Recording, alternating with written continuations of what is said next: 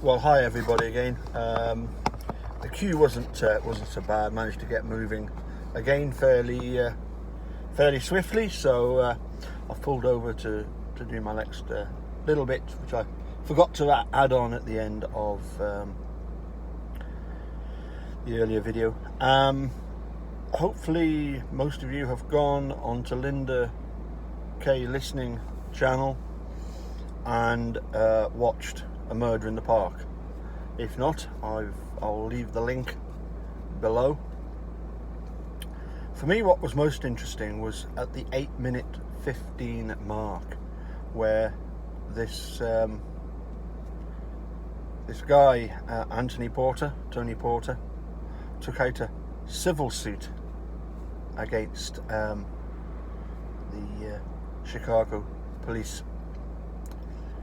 And they explained that in a civil suit, they have to list all of their assets.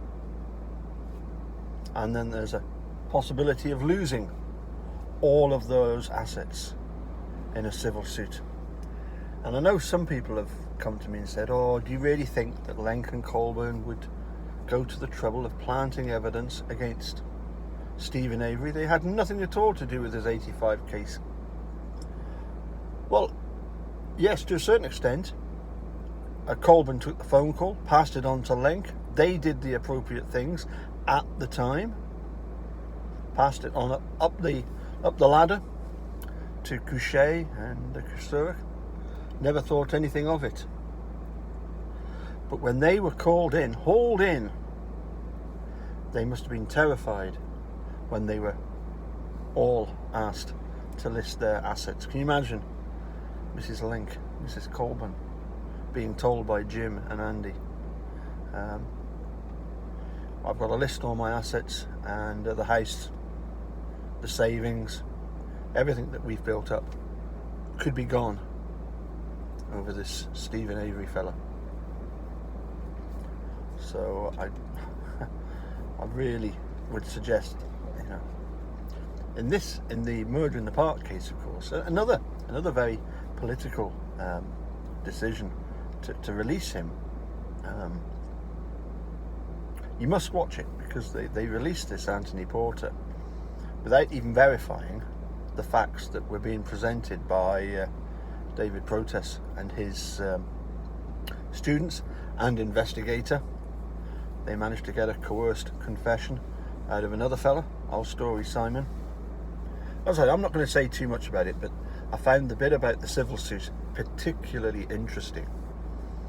That yes, there would have been huge hatred for Stephen Avery on behalf of Lenk and Colburn.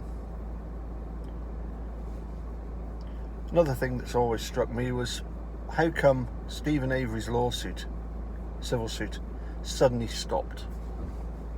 He was set for 36 million, or at least a lot of millions, whichever way you look at it. There was certainly going to be, even Griesbach agreed that there would be a settlement of somewhere between 3 and 5 million.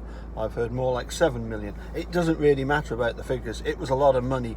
A lot of police officers were going to be on the hook for that. Manitowoc Sheriff Department. Sheriff, as you say, you've got your likes of your Couchets, your Lenk and Colburn, Kusurek, Dennis Vogel. In the end, of course, it was supposedly Dennis Vogel's insurance that paid out. But isn't it strange how Mark Gundrum was going to pay Steve $450,000, and he actually settled the civil suit for $400,000? And of course we can't, well, I don't know that we can actually go and check any records of this, but the suggestion has been, that this would seem to be a very plausible suggestion, that the $450,000 was given to Dennis Vogel's attorneys, lawyers, insurance. They kept $50,000 to basically to launder the money, and then to use that to pay Stephen Avery. Anyway, that's all I wanted to say.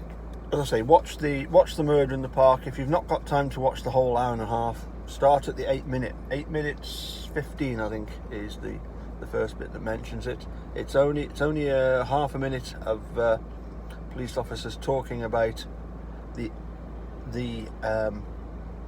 how livid they were at being called into a civil suit.